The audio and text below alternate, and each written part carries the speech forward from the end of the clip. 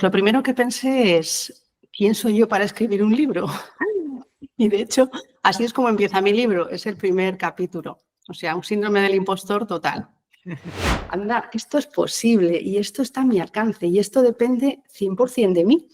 No necesito apoyo de ninguna clase, nadie que confíe en mí, no necesito ser conocida, no necesito tener 100.000 seguidores en Instagram o los que sean.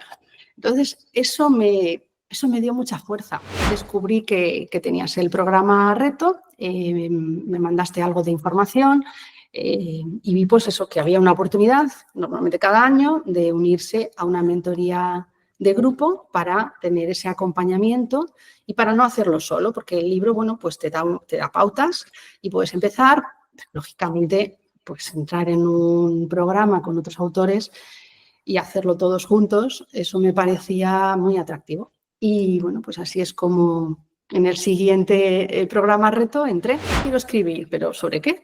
Entonces, eso la verdad es que lo resolví bastante rápido porque yo quería escribir sobre nutrición, que al final es mi trabajo ahora y consideraba que tener un libro me podía dar autoridad. Lo más útil ha sido el saber qué tenía que hacer, durante cuánto tiempo y con qué grado de profundidad. Ahora tienes que decidir sobre qué vas a escribir y cómo lo haces, así, así o así. Ahora tienes que decidir, tienes que hacer el índice. ¿Y cómo haces el índice? Pues así, así y así. Ahora está todo tan claro que si tú lo sigues, pues ya está, ocurre.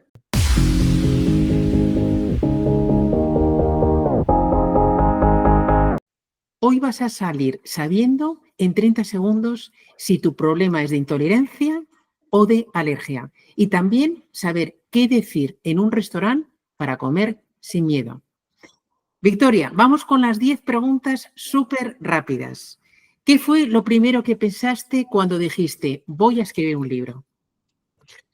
Pues lo primero que pensé es, ¿quién soy yo para escribir un libro? Y de hecho, así es como empieza mi libro, es el primer capítulo. O sea, un síndrome del impostor total. ¿Qué parte del proceso fue más dura y qué parte fue más emocionante? Pues lo más duro ha sido escribir todos los días, aunque no tuviera ganas, aunque no me sintiera inspirada y aunque no me estuviera gustando nada el resultado, pero seguir. Y lo más emocionante ha sido ver el libro en Amazon y compartir la emoción de las personas que me quieren, por eso. ¿Y qué fue lo que más te sorprendió del programa Reto Tu Bestseller en 60 días? Pues mira, para mí fue la certeza absoluta de que si yo seguía la hoja de ruta paso a paso, yo iba a tener un libro publicado en Amazon. ¿Qué es más difícil, escribir un libro o lidiar con una alergia alimentaria en casa? Bueno, sin duda la alergia, especial en los casos más severos, que es muy duro y muy limitante. ¿Cuál es el error típico que cometen los padres al gestionar alergias de sus hijos? Pues mira, te voy a decir dos. El primero es compadecer al niño, transmitirle qué pena que no puedas probar esto, cómo te gustaría esto que estamos comiendo. Eso no aporta nada. Y el segundo que también he visto es compensar todo lo que el niño no puede comer con otros alimentos que sí puede, pero que tampoco son saludables. Un mito que necesitas derribar ya sobre la alimentación sin huevo ni leche. Pues mira, la bebida vegetal no es necesaria. ¿Qué alimento prohibido es más fácil sustituir de lo que parece? Bueno, la leche es fácil porque hay muchas alternativas, aunque no sean necesarias, pero desde el punto de vista culinario es muy fácil sustituirla.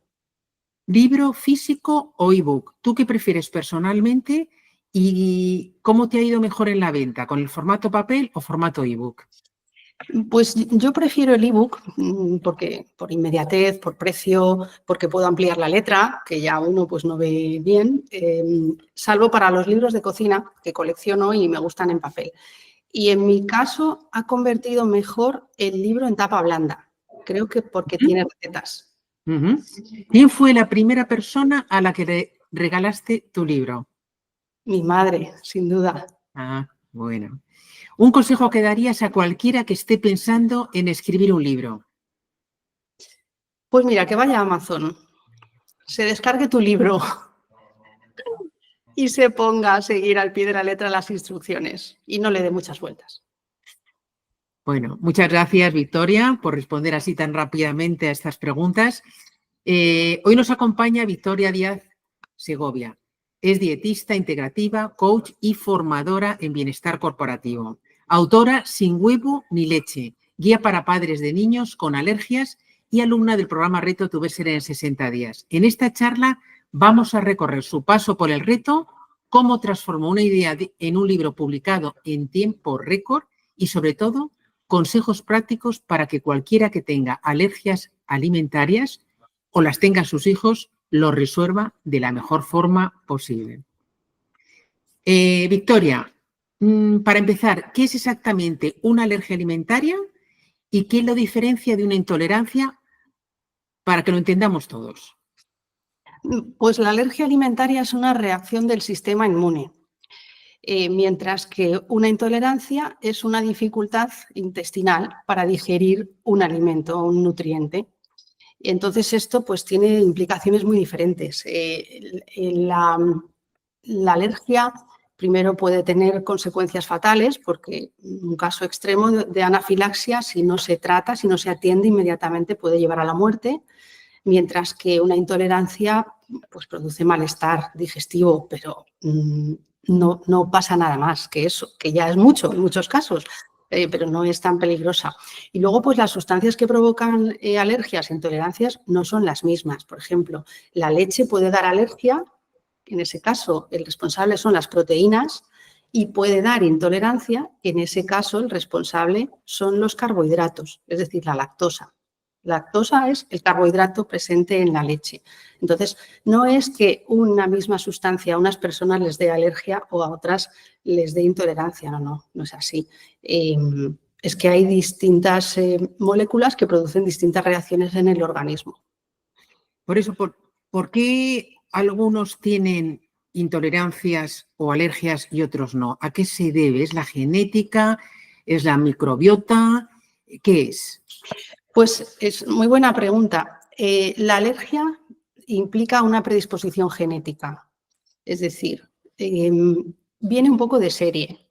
Entonces tú tienes un sistema inmune que es más reactivo que el de otras personas y entonces es un sistema inmune que reacciona ante sustancias que no son dañinas como si fueran patógenos.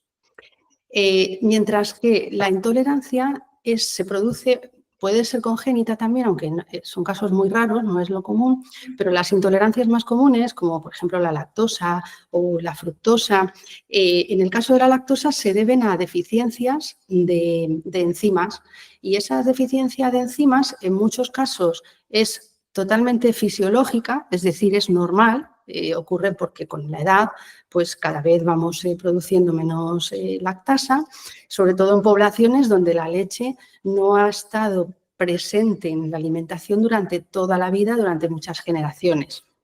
Te pongo un ejemplo. Por ejemplo, las personas de los países del norte de Europa, en general, tienen menor intolerancia a la lactosa porque se han alimentado de leche durante toda su vida.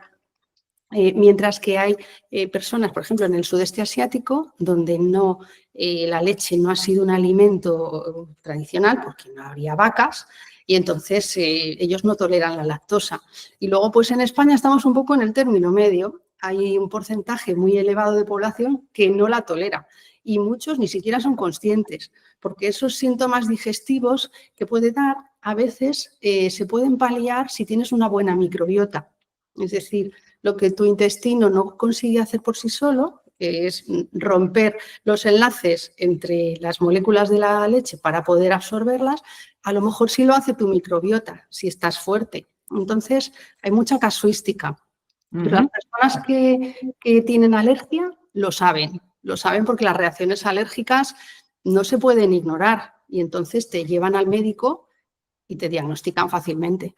Vamos a eso. ¿Cómo se diagnostica esto sin perder el tiempo, sin perder meses? ¿Cómo podemos hacer rápidamente? O sea, si notamos algunos síntomas que tú nos puedes contar también, ¿Cómo hacer ese diagnóstico rápido y sin ir a ciegas? A ver, yo no soy alergóloga y tampoco puedo dar, no quiero meterme en el papel de un médico porque no lo soy, no, pero el caso que nos ocupa de la alergia a la leche se detecta en la infancia, porque durante los primeros años, los primeros meses de la vida del bebé, la leche es su alimento. Entonces, las alergias tienen una manifestación general en las mucosas. Las mucosas del organismo están todas comunicadas porque el sistema inmune está en las mucosas. Por eso los niños cuando tienen reacciones alérgicas, pues tienen reacciones en la piel, pueden tener sensación de picor en la boca, vomitan. Pues hay una cascada tremenda de síntomas posibles.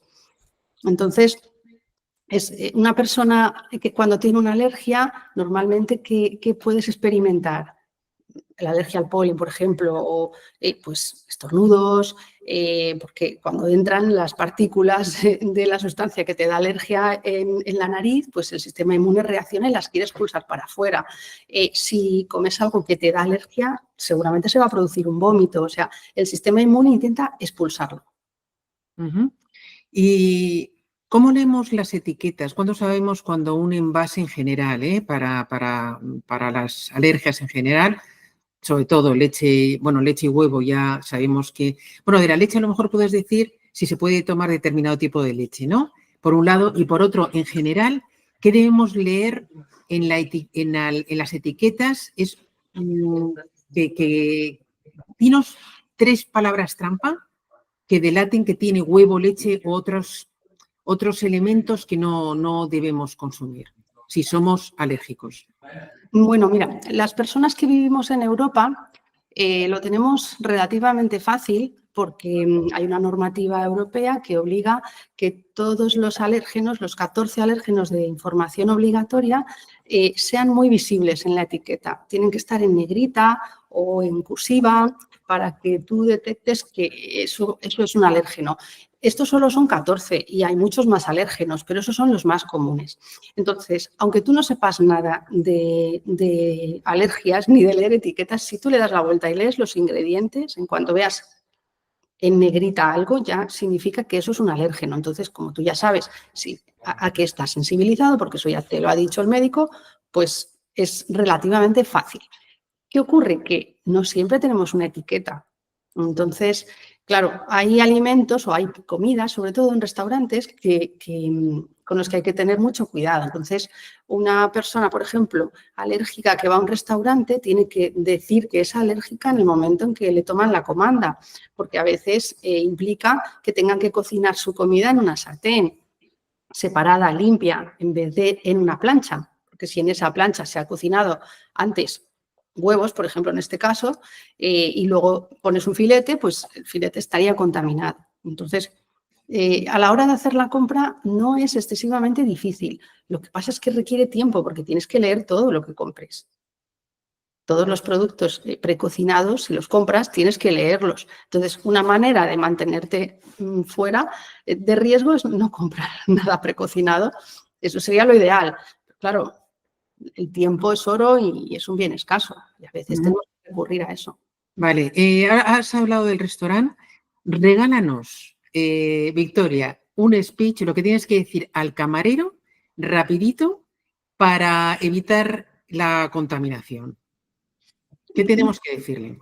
Claramente. Pues tienes que decirle, si es el caso de un niño, mi hijo es alérgico a X. Incluso aunque pienses que lo que vas a comer no contiene eso. Imagínate que tú piensas, bueno, le voy a pedir un filete a la plancha con patatas, es alérgico al pescado, pues da igual. Pero se lo tienes que decir, porque a lo mejor va a cocinar ese filete en la misma plancha donde antes se han puesto un salmón. Entonces, que sí, que lo tienen que limpiar, sí, pero bueno, no te puedes confiar. Realmente los padres de niños con alergias tenemos que estar siempre alerta. Entonces, ¿tú qué le dirías? Tú imagínate, te sientas, aparece el camarero y ¿tú qué le dirías? Para darle una instrucción clara. Bueno, pues selecciono los platos si tengo claro qué puede pedir y qué no, porque a veces vienen los alérgenos, pues ya selecciono y le explico que mi hijo no puede comer huevo ni lácteos.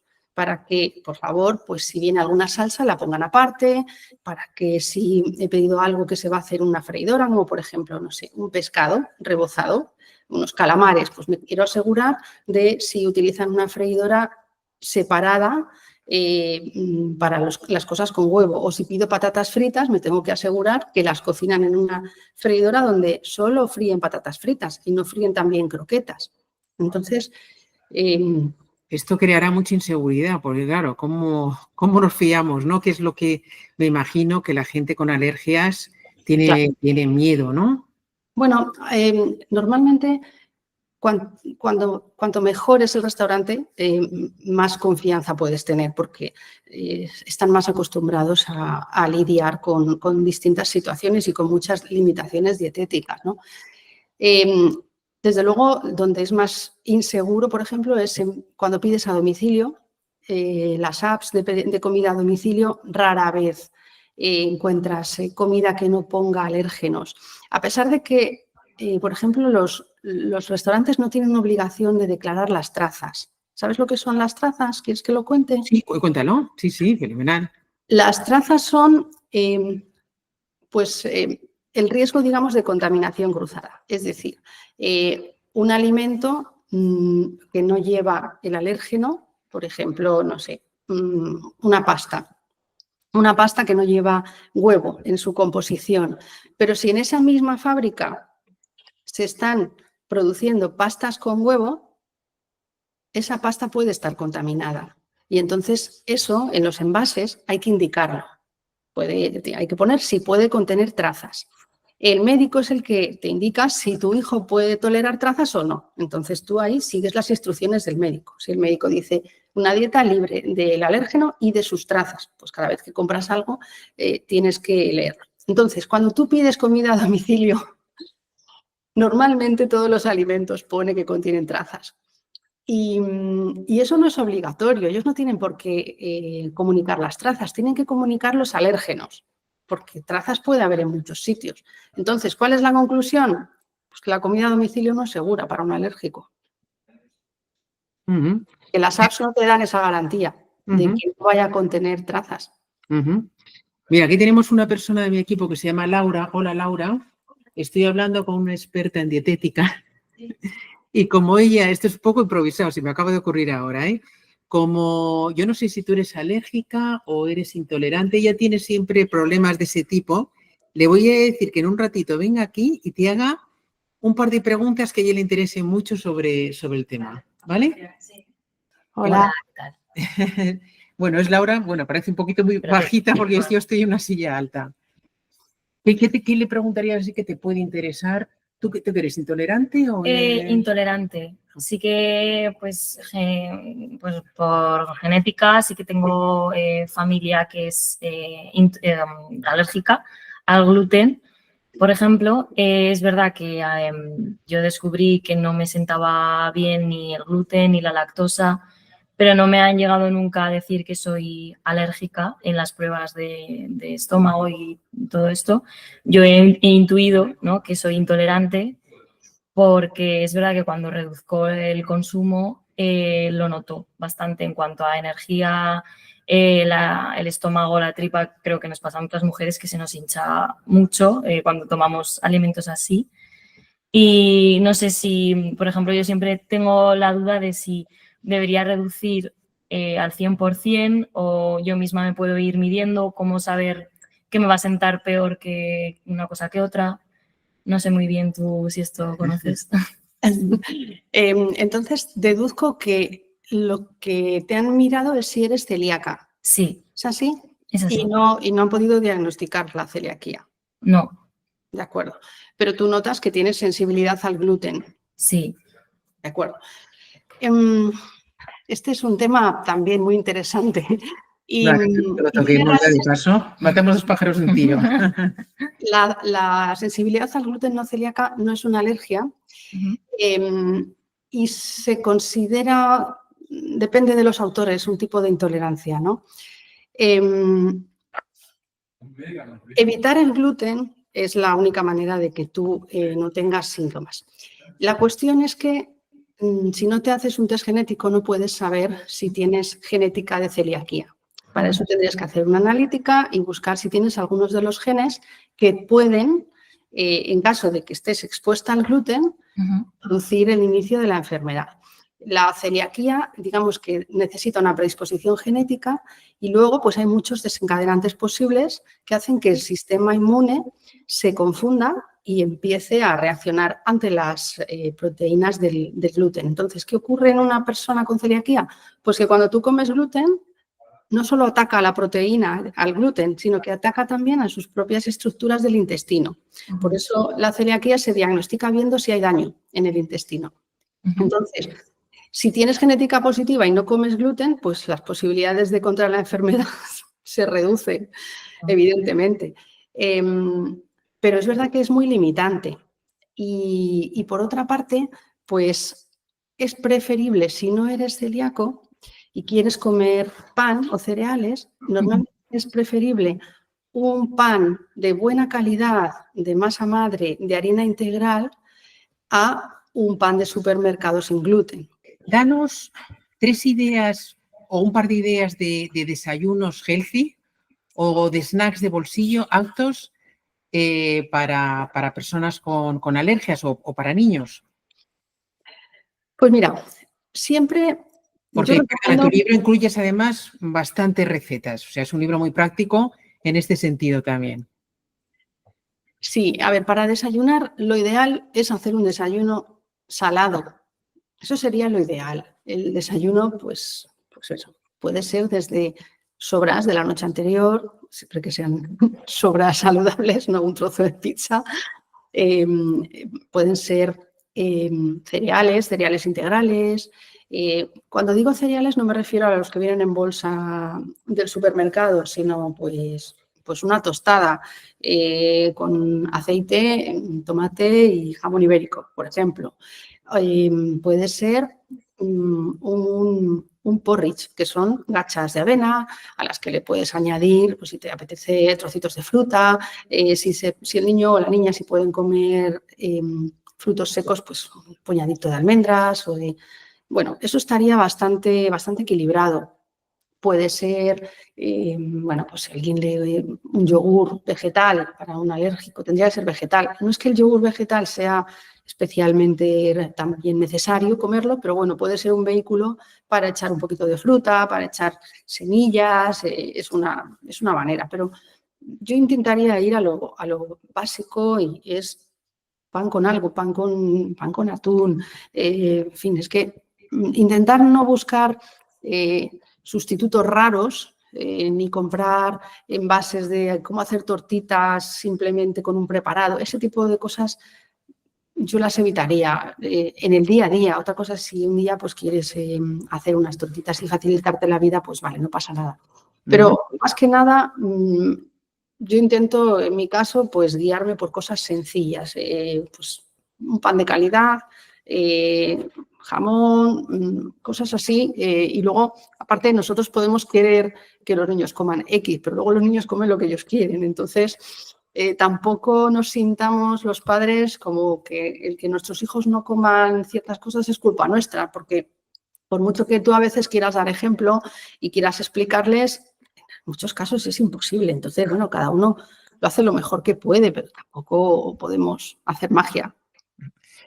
Y dinos algún mito de estos que hagan daño, que pululen por ahí sobre las alergias y que es que no son ciertos. Mira, hay veces que yo veo, por ejemplo, recetas veganas de dulces, que, bueno, es donde yo al principio buscaba inspiración para intentar hacerle a mi hijo unas magdalenas, porque la repostería normalmente tradicional no se entiende sin huevo, leche, harina y azúcar. Son como los 4 ingredientes que encuentras en todas partes. Entonces, cuando eliminas 2 de ellos, y en mi caso además el azúcar intento no añadirlo y las harinas refinadas tampoco también las evito, pues claro, el resultado no es el mismo. Vamos a ser honestos, no queda igual, no está tan rico, no está tan esponjoso.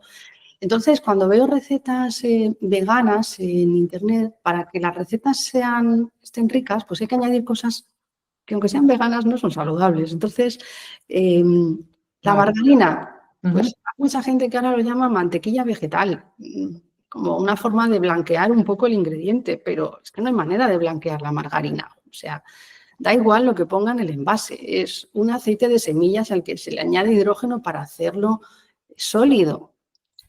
Es que no es algo que no deberíamos comer y mucho menos dárselo a un niño. Entonces, bueno, pues a veces buscando productos aptos, pues uno puede acabar refugiándose en productos que no dan alergia, pero que contribuyen a obesidad, a diabetes, a colesterol elevado y a cosas que son muy importantes, si no más. O sea que evitar los alérgenos es difícil, sí, pero cuidado con refugiarnos en otros productos que no dan alergia, pero que producen otras enfermedades. Vale, Victoria, vamos a hablar, ahora vamos a hacer un cambio de tercio y vamos a hablar de tu historia por el programa Reto Tu Versión en 60 días y vamos a hablar de tu libro también. ¿Cómo te enteraste del reto Tu Versión en 60 días y qué te hizo decidir voy a por ello? Esto creo que te lo conté en un mail, lo voy a intentar resumir. Estoy en un evento de networking, conociendo a otros coaches y personas que se dedican también al bienestar corporativo. Y conozco varias personas que cuentan de pasada que han escrito un libro, sin ser escritores de profesión. Y a eso me produjo una sensación de celos, de envidia, de qué suerte, a mí me encantaría tener un libro también, pero siempre he pensado que no estaba al alcance de cualquier persona, que necesitas una editorial, alguien que quiera invertir en que haya un libro tuyo en una estantería. Entonces, después de conocer a varias personas y ya ese gusanillo se me quedó ahí, pues di contigo en una de las salas de la reunión. Y cuando dijiste que ayudabas a los autores a autopublicar, pues como que conecté los puntos y dije, vale, ahora lo entiendo, hay alguien que facilita el proceso. Entonces, inmediatamente después, bueno, pues te contacté por LinkedIn y empecé a indagar un poco y lo primero que hice fue descargarme tus libros porque yo siempre he utilizado Kindle y bueno, pues claro, empecé a leerlos y fue como una droga, ¿no? Anda, esto es posible y esto está a mi alcance y esto depende 100% de mí. No necesito apoyo de ninguna clase, nadie que confíe en mí, no necesito ser conocida, no necesito tener 100.000 seguidores en Instagram o los que sean. Entonces, eso me dio mucha fuerza. ¿Sueñas con ser el próximo bestseller? Desde Triunfa con tu libro transformamos tus palabras en éxito de ventas. ¿Estás listo para escribir tu libro? Nosotros te guiamos paso a paso. Y cuando tu manuscrito esté listo para conquistar el mundo, ¡boom! Editatulibro.net entra en juego. Con el mejor equipo de profesionales editoriales, tu obra brillará como nunca. Correctores, maquetadores, portadistas, editores y publicistas a tu disposición. No dejes que tu libro sea uno más en la estantería. Hazlo resplandecer. Con Triunfa con tu libro y editatulibro.net, tú eres el próximo autor revelación.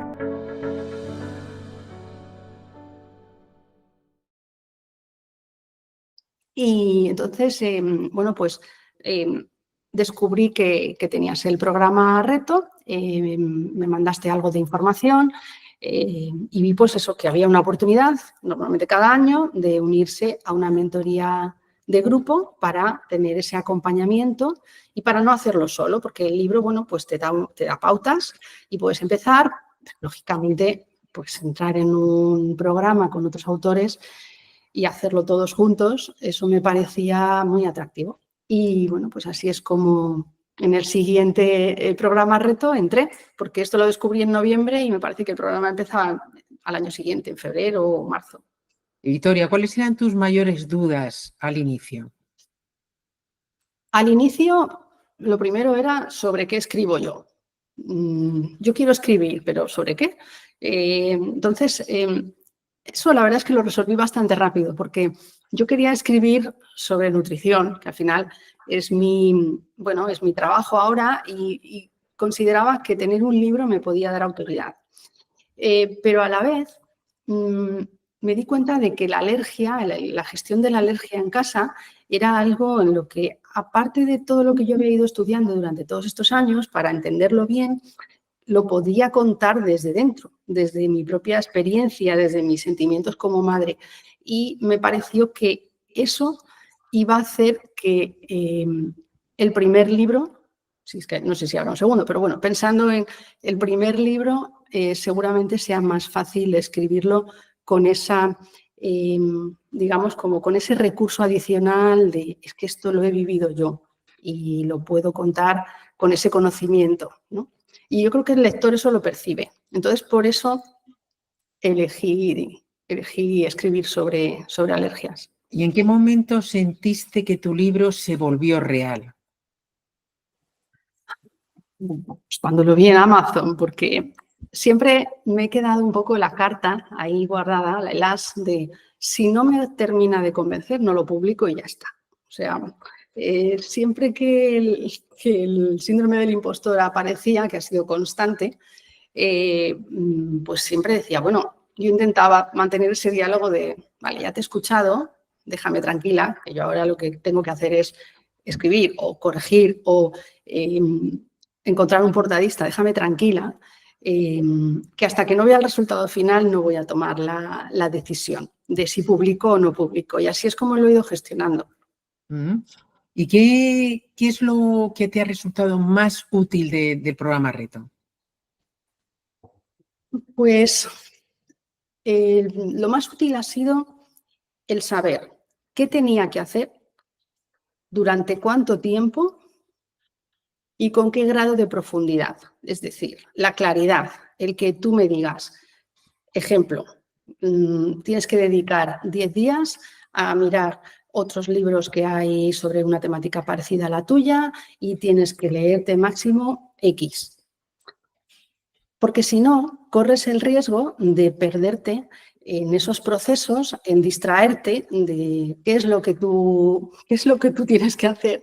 Y sobre todo, pues que si al final empiezas a mirar y a mirar y a mirar otros libros que hay en el mercado, siempre vas a encontrar otros que te parezca que son mejores de lo que tú eres capaz de hacer. Entonces, me gusta mucho cómo centras el tiro muy bien de, vale, ahora tienes que decidir sobre qué vas a escribir. ¿Y cómo lo haces? Así, así o así. Ahora tienes que decidir, tienes que hacer el índice. ¿Y cómo haces el índice? Pues así, así y así. Ahora está todo tan claro que si tú lo sigues, pues ya está, ocurre. ¿Y te ha provocado esa participación, esa experiencia de escribir un libro, que es toda una experiencia, algún efecto arrastre, algún tipo de estrategias que te quedan del reto y de tu proceso de escribir un libro que utilices de alguna forma ahora? Pues sí, por ejemplo, el uso de la IA. La inteligencia artificial me ha ayudado muchísimo y ahora la uso para todo. Creo que si no hubiera utilizado ese recurso tanto durante el proceso de escritura y de publicación, pues no habría experimentado tanto con él. Entonces, eso es algo que ya me llevo, porque ahora es que lo utilizo todos los días para varias cosas y me ahorra mucho tiempo. Me alegro mucho que menciones eso, Victoria, porque hay como bastante miedo por parte de algunos autores, bastantes autores, cada vez menos, de decir que utilizan la IA, como que tienen miedo de que los lectores piensen que el libro se ha hecho con IA. No, el libro no está solamente hecho con IA. La inteligencia artificial te ayuda a muchísimas cosas para que tu experiencia, tus conocimientos, incluso tu alma de autor estén dentro de ese libro, ¿no? Entonces, ¿por qué no unir las dos cosas que van a hacer que tu libro se potencie, sea una mucha mejor versión, ¿no? Y esto me gustaría también transmitirlo y aprovechar que tú mencionas eso. Como muchos de nuestros autores, nosotros ya en el penúltimo programa decidimos apostar porque a los autores les ayude la inteligencia artificial a escribir sus libros, porque es una ayuda que ¿por qué te vas a negar a ella? Y repito, eso no quiere decir que el libro esté escrito solamente con inteligencia artificial. Es un amigo muy listo que te va a ayudar en muchas cosas. Estoy de acuerdo. Ahora vamos a hablar de tu libro, Victoria, y el porqué del libro. ¿Qué te inspiró a escribir Sin huevo ni leche? Guía para padres de niños con alergias. ¿Hay alguna historia personal detrás? Sí, claro, mi hijo es un niño con una dieta sin huevo ni leche, es alérgico, ya tiene casi 14 años, o sea que llevamos muchos años con este tema. Y bueno, me inspiró a escribir también la falta de literatura sobre el tema. Cuando empecé a escribir, es que no había ni un solo libro en lengua española que hablase sobre este tema, la alergia a la leche y al huevo, desde el punto de vista de una madre y a la vez desde el punto de vista de un profesional de la nutrición. Es que no había ninguno. Entonces, eso te hace pensar, bueno, si no hay algo, a lo mejor es porque no hay demanda, ¿no? Que creo que también hay un poco de eso. O sea, no sé si todos los padres con un diagnóstico de alergia hacen lo que yo, que es ponerse a estudiar. Seguramente no. Entonces, a lo mejor por eso no hay mucha demanda. En cualquier caso, me di cuenta de que había un nicho y yo creo que un nicho siempre es algo interesante para explotar. Y entonces, por eso también tuve claro que era un tema que yo conocía, que yo había vivido, que vivo en carne propia y bueno, pues que a lo mejor hay padres por ahí fuera, que igual que yo, sí que quieren leer algo. Y bueno, pues como yo ya me he leído un montón de cosas, pues te hago un resumen y te lo pongo a tu disposición. ¿Tienes idea? ¿Hay publicado alguna estadística sobre el tanto por ciento de la población que pueda ser alérgica o intolerante? O también, que no creo, porque ya es muy nicho, como tú dices, el porcentaje de niños que pueda ser alérgico. Es difícil que haya estadísticas actualizadas sobre este tema, porque bueno, esto se diagnostica no solo en la sanidad pública, sino también, obviamente, en la sanidad privada. Y es que la evolución de la alergia alimentaria normalmente en los niños va desapareciendo. O sea, que un niño de 14 años siga siendo alérgico al huevo y la leche no es lo normal. O sea, lo normal es que en los 2 primeros años, en muchos casos, la mayoría, la alergia a la leche desaparece. Si no, en los primeros 5 años de vida también por sí sola va desapareciendo. ¿Y esto cómo sabes si desaparece o no desaparece? Porque claro, si tienes una dieta sin lácteos, ¿cómo lo sabes, no? Pues porque vas al médico, el médico va haciendo analíticas todos los años, va evaluando cuántos anticuerpos tienes en sangre y va haciendo pruebas para ver si introduciendo el alimento lo toleras. Entonces llega un momento en que hay muchos niños que lo acaban tolerando. Por tanto, pues no necesariamente dura toda la vida. ¿A qué médico se acude primero? ¿Al médico de medicina general? Sí, normalmente como son niños pequeños acudes al pediatra, ¿no? Si te pasa como en mi caso un bebé que tiene dermatitis atópica, pues vas al médico a ver por qué puede ser, ¿no? Y bueno, pues... ¿Y en el caso de adultos? En el caso de adultos es que es la alergia a la leche que se manifieste en la edad adulta, yo creo, no sé si existirá algún caso, pero eso no es normal. Vale. Eso no es normal. Y al huevo, pues igual, o sea, las alergias... Hay situaciones similares a las alergias que sí se pueden dar en la edad adulta, como un diagnóstico de celiaquía, por ejemplo, que no es una alergia, es una enfermedad autoinmune. O las intolerancias, eso sí te puede surgir en la edad adulta, como hablábamos de la lactosa. La lactosa puede surgir no porque no tengas las enzimas necesarias para digerirla, sino porque tengas un daño en el intestino producido por otra enfermedad, por una disbiosis, por un sobrecrecimiento, por una enfermedad de Crohn, por gastritis. O sea, hay muchas cosas que pueden desencadenar una intolerancia a la lactosa, que a veces si se soluciona la causa se puede recuperar esa tolerancia. Entonces, en ese caso, primero normalmente yo creo que vas al médico de cabecera y las alergias, pues hay que ir al alergólogo, claro. El médico de cabecera te manda. De los capítulos de tu libro, que muchas gracias, recibí también tu bonita dedicatoria, de los capítulos del libro, ¿cuál crees que es el que más ayuda? Ya sé que todos ayudan, pero no sé, o el que más puede sorprender o el que más puede ayudar a las familias. Pues yo creo que los capítulos del principio es donde he intentado, digamos, atacar el primer dolor, por así decirlo, que como padre te surge, ¿no? Entonces, al principio hay un poco de miedo, de incertidumbre, de no saber, ¿y esto cuánto va a durar esto? ¿Esto para siempre? ¿Esto es fácil? ¿Esto es difícil? ¿Qué riesgo hay de que mi hijo realmente le dé una reacción anafiláctica y tenga que salir pitando a urgencias, ¿no? O sea, es ese miedo de no saber cómo se va a traducir esto en tu día a día, qué riesgos hay, ¿no? Entonces, he intentado transmitir que calma, que realmente si tú eres capaz de proteger a tu hijo y mantener una dieta sin esos alimentos que le dan alergia, pues él estará bien. Entonces, y optimismo, porque bueno, pues es que hay tantas cosas tan horribles que te pueden pasar con un niño pequeño que pues la alergia, cuando tienes una alergia, digamos, normal o relativamente moderada, se puede vivir muy bien con ella. Luego hay situaciones de personas extremadamente alérgicas que reaccionan incluso al contacto. Imagínate que tú te tomas un café con leche, le das un beso a un niño y el niño se pone malísimo. Eso ocurre y yo tengo algún conocido cercano que vive esa situación y eso es horrible, ¿no? Lo siguiente. Entonces, cuando yo digo que se puede vivir bien sin alergia, por supuesto no estoy hablando de esos casos. Estoy hablando del caso particular que yo he vivido, que es una alergia normal y en nuestro caso, pues solo hemos acabado en urgencias una vez en la vida y ha sido reciente y ha sido pues porque cuando los niños se hacen mayores y empiezan a tomar ellos el control, pues bueno, los adolescentes tienen poca aversión al riesgo normalmente. Entonces, no son tan cuidadosos como eres tú.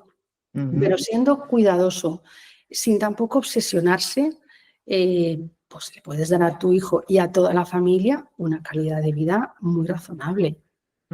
Y eso es Pero ¿cuáles son los errores más comunes que cometen los padres de niños alérgicos? ¿Y cómo lo corregirías tú de forma simple? Mira, un riesgo muy común es poner encima de la mesa cosas que los niños no pueden comer. Por ejemplo, las croquetas. Imagínate que tu madre hace unas croquetas buenísimas, la abuela, y entonces pues te da una bolsa de croquetas y tú sabes que esas croquetas tu hijo no las puede comer y la abuela también lo sabe, pero te dice, bueno, pero para vosotros os coméis esas croquetas y el niño pues que coma otra cosa. Claro, eso es arriesgado, porque lo primero que cuando tú las cocinas en casa tienes que tener mucho cuidado para que no cocines la alimentación del niño alérgico cerca. Si fríes en aceite tienes que desecharlo, no puedes utilizarlo luego para nada más. Si tú decides, voy a hacer yo unas croquetas que él pueda comer y las pones en la mesa a la vez, no te puedes mover de la mesa. Porque si te das la vuelta o vas a la cocina o algo, a lo mejor cuando llegues alguien ha cambiado el plato de sitio. Si no has tenido la precaución de que unas sean redondas y las otras sean alargadas, ¿cómo las distingues? O sea, entonces, ¿cómo he manejado yo eso? Bueno, pues en mi casa nunca he hecho comidas con alérgenos que no pudiera comer mi hijo. Porque lo primero, para no tener que cocinar 2 veces. Lo segundo, para evitar contaminación cruzada. Y lo tercero, pues para que el niño, al menos en su casa, no se sienta raro. Porque eso ya lo vive en el comedor, que a veces del colegio les sientan en una mesa aparte, les ponen sus fotos ahí con su alergia o les colocan algo al cuello de alérgico. Pues claro, vamos a intentar Para el niño no es bueno. que casa, por lo menos, sea un refugio seguro. Entonces, ¿eso significa que nosotros no hayamos comido huevos nunca? No, claro que no. Yo tengo los huevos arriba en el frigorífico y yo me hago una tortilla, pero si hago croquetas no llevan ni huevo ni leche. Si hago albóndigas, tampoco. Si hago lasaña, tampoco. y de eso comemos todos. Esa ha sido mi estrategia y es lo que yo recomiendo a la gente con la que he hablado de este tema. ¿Tú lees los comentarios que te deja la gente? Sí, claro, claro. ¿Cuáles son los que más te han sorprendido o te han emocionado? Tanto las reseñas, que tienes bastante en Amazon, como, no sé, algo que te haya llegado de gente que le haya regalado tu libro. Bueno, normalmente la gente a la que le he regalado mi libro pues son personas cercanas a mí, entonces lo que me dicen todo es muy bueno. Ha habido alguna reseña que me ha sorprendido porque es de alguien que yo no conozco y entonces pues bueno, sí, me ha sorprendido mucho que me dijeran que el libro les ha parecido interesante. Porque, claro, un libro de no ficción y hablando de un tema tan concreto, pues es difícil. Es un tema que a mí me interesa mucho, pero entiendo que no es para todo el mundo, no es para todos los públicos. ¿Has hecho, cómo has intentado meter algo de historias o nutrir un poquito el libro para que no fuera demasiado, digamos, un checklist o simplemente un libro poco técnico, ¿no? ¿Has intentado Sí, una de fuera las cosas, ameno de leer? yo tenía claro que tenía que haber algo de storytelling, porque no es un libro de texto, claro. Y a la vez tampoco quería que fuera un libro lleno de batallitas, porque al final, pues bueno, he intentado de forma lo más orgánica posible introducir aspectos de mi experiencia o de lo que ha pasado en nuestro caso cuando creo que complementaba lo que yo estaba explicando. Pero ni lo he puesto de una forma ordenada, es decir, no he empezado todos los capítulos con una historieta, porque en algunos casos sí la tenía y en otros no, y tampoco quería inventármela. Entonces he intentado que fuera orgánico y bueno, pues no sé si lo he conseguido, la verdad. Claro que sí, Victoria, claro que lo has conseguido. Es un libro, yo no soy público objetiva tuya, afortunadamente no tengo este problema, tengo otros, pero no este. Pero es un libro, yo te lo preguntaba porque me parece un libro práctico, tiene recetas, es incluso ameno de leer para una persona que no tiene este problema, o sea que me imagino para que lo tenga mucho más, ¿no? Gracias. ¿Cuál es tu visión? ¿Cuáles son los siguientes retos que tienes con el libro? O sea, ¿planteas hacer cursos, talleres, no sé, dar visibilidad al libro de alguna forma? ¿Cuál es tu plan? Pues mira, mi plan es ayudar a que el libro se venda, porque el libro no se vende solo. Eso siempre te lo debo decir y efectivamente es así. Está recién publicado, o sea, publiqué a finales de junio, con el verano por el medio y en mi caso además con una mudanza a otra ciudad. Entonces, bueno, pues lo que he estado haciendo, lo que he hecho hasta ahora es mandar ejemplares a algunas personas que me parecían críticas. Las primeras a las que lo he mandado, pues personas que aparecéis en el libro, en los agradecimientos y personas que le podían dar visibilidad de una manera natural y orgánica. La pediatra de mis hijos, que es una pediatra integrativa, que me ha ayudado muchísimo con este proceso. Pues eso es lo que he hecho y ahora pues lo que planeo seguir haciendo es eso, ¿no? Participar en muchos podcasts. Creo que el libro puede ser muy útil, que no digo que lo sea, yo creo que sí lo es, pero bueno, pero porque puedes haber escrito un libro magnífico, pero si no lo vendes no vas a llegar a nadie, no vas a poder ayudar a nadie. Y en una tienda tan grande como Amazon, pues el libro solo, por sí solo, no se vende, por mucho que lo tengas bien categorizado. O he empezado, por ejemplo, a hacer publicidad en Amazon Ads y es difícil aprender a manejar realmente el programa y tienes que hacer mucha prueba y error de palabras de amplio espectro, palabras más concretas. Hay que hacer mucha prueba y error, hay que dedicarle mucho tiempo y yo hasta ahora no lo he tenido. Entonces, ese es mi plan ahora mismo, intentar dedicar un poco de tiempo a cerrar el círculo. Y además es que precisamente esa es la ventaja de autopublicar, que tú tienes el control. que tú puedes hacer marketing, tú puedes bajar el precio o subirlo o hacer una promoción. Cosas que cuando tienes una editorial están fuera de tu alcance. Ujú. ¿Y qué consejo para ir finalizando la entrevista, Victoria, le darías a alguien que está pensando en escribir un libro para su audiencia, alguien que estaba como tú cuando tuvimos esa sesión, nos conocimos, que tú ni siquiera habías pensado en escribir un libro, pero viste personas que también que lo habían escrito, lo iban a escribir, y tú dijiste, oye, ¿por qué yo no? ¿Qué le recomendarías? Bueno, pues mira, ya lo hago. Yo ya le he recomendado a mucha gente que conozco, ¿tienes algo que contar? Escríbelo. Y siempre me encuentro con, yo no sé escribir, ¿cómo lo voy a escribir? Y mi respuesta siempre es, pues es que hoy en día cualquier persona puede escribir un libro, precisamente porque hay tantas ayudas a nuestro alcance de forma gratuita que todos aquellos aspectos en los que tú te sientas limitado los puedes corregir, pero lo importante es tener una historia que contar. Algo que te salga de dentro, que venga o de tu experiencia profesional o de tu experiencia vital, algo que puedas compartir con alguien y que pueda servir para ayudar a alguien. Es que todo lo demás es cuestión de ponerse, es dedicarle tiempo. Sí que considero que hay que estar muy centrado en el tema. Un libro no es algo que puedas escribir a ratos y sin una disciplina, porque entonces te eternizas, te desesperas y te desanimas, ¿no? Tienes que tener una disciplina, un método. El método ya hemos dicho cuál es, o sea, eso ya te viene dado, es apúntate a un método que funciona.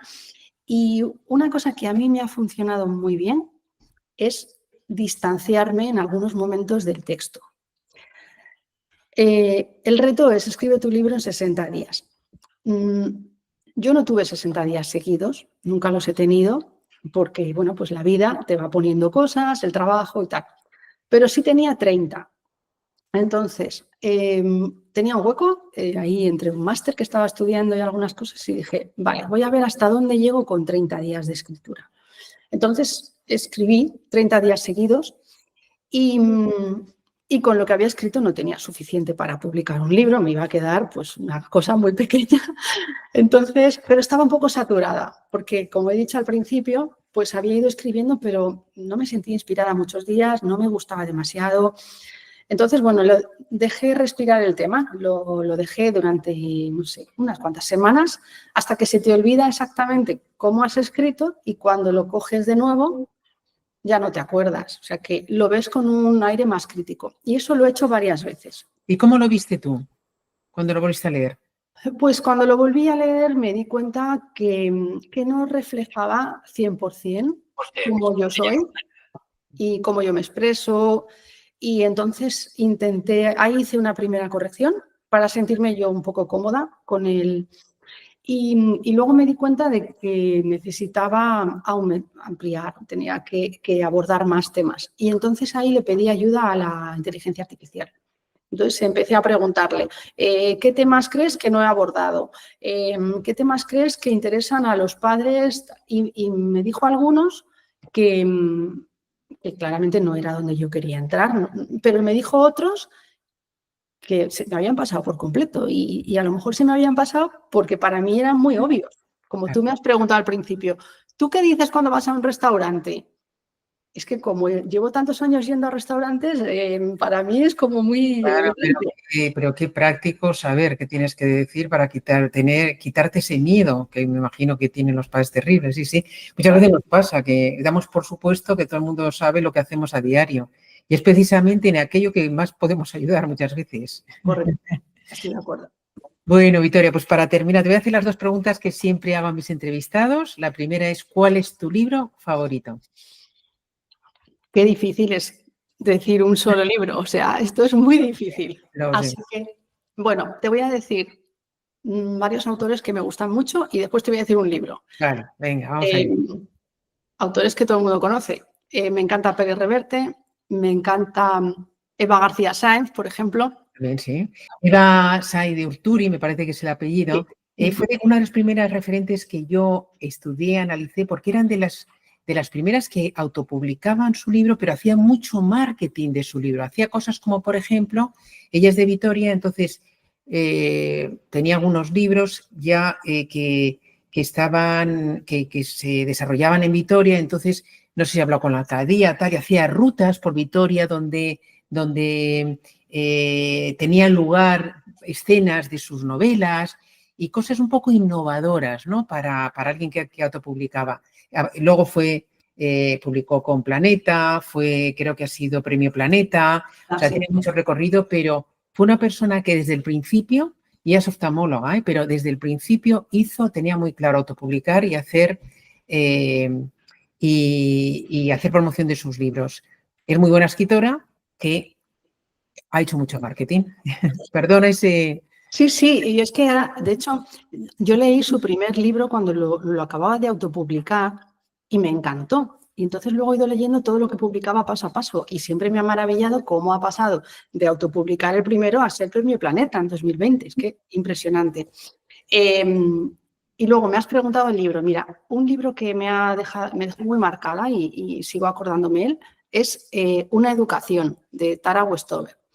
Es una novela y, bueno, está escrita en primera persona, es autobiográfica y cuenta una historia muy dura de una familia en Estados Unidos de los... Ay, no me sale ahora. Mormones, una familia mormona muy extrema. Es un libro muy, muy inspirador, pero es duro. Hay que leerlo. ¿Tiene que ver con la educación? Una educación se llama. Sí, una educación, pero tiene que ver con... Sí, tiene que ver cómo ella supera todas las barreras de crecer en una comunidad que quiere vivir ajena a la sanidad, a la educación, a la salud y cómo ella consigue salir de eso, ¿no? Es dura, pero es muy inspiradora. Sí. ¿Y a qué persona me recomendarías entrevistar para este canal de Triunfa con tu libro, Victoria? Pues mira, a mí me encantaría que pudieras entrevistar a Eva García Sáenz, que no sé si ya lo has hecho. No, lo he intentado, a ver si lo consigo alguna vez. De hecho, ella hace muchos años me llamó porque tenía un programa de radio y quería que yo apareciera, pero al final todo eso no sé por qué no se produjo. Y sí, la verdad que me encantaría para conocer muy bien toda su trayectoria desde que empezó hasta ahora, me encantaría. A ver si lo conseguimos. Bueno, pues te voy a decir otras dos personas, por si acaso. Mira, hay dos chicas que han publicado un libro sobre sus vivencias y se llaman Annika y Carolina Cuade, y ellas tienen un canal de YouTube que se llama Finca La Maye, MAYE. Entonces, son dos chicas de 20 y tantos años, una ingeniera agrónoma y la otra es veterinaria, que han decidido que su vida es vivir en el campo, en una finca familiar centenaria, y se dedican a crear contenido, a criar animales y cultivar su huerto. Entonces, es una vuelta a las tradiciones que, viniendo de dos personas tan jóvenes, tan educadas, resulta curiosa. Curioso. ¿Y han escrito un libro sobre esto? Han autopublicado a través de libros.com, hicieron una campaña de crowdfunding y bueno, pues tienen un libro preciosísimo, muy bonito, que habla se llama Recetas, y es verdad que hay recetas, pero hay mucho más que recetas. O sea, ellas ahí hablan muchísimo de temas de alimentación y pues de la masa madre, de cómo hacer muchas cosas, de cómo faenan sus propios animales, algo que les produce mucho odio a veces en las redes, porque ellas crían sus animales y los sacrifican para autoconsumo, ¿no? Entonces, hay como muchos temas ahí que dan que pensar y que están tan bien contados, que son dos personas que me interesan. Perfecto. Pues muchas gracias, Victoria. Muchísimas gracias por estar aquí presente. ¿Quién nos diría que en una sesión de networking que tuvimos ya hace 2 años o 3 años, ya no me acuerdo bien, al final acabaría entrevistándote, tendrías tú tu libro publicado y bueno, para mí es un orgullo, una satisfacción y un placer tenerte aquí, Victoria. Pues para mí es un honor, porque yo soy escuchante de tu podcast, que he escuchado, no sé si los 400 capítulos, pero 300 y pico sí. ¡Wow! O sea pues ahora próximamente en breve escucharás el tuyo. Muchas gracias, ha sido un placer. Muchas gracias, Victoria. Un abrazo. Igualmente, hasta pronto.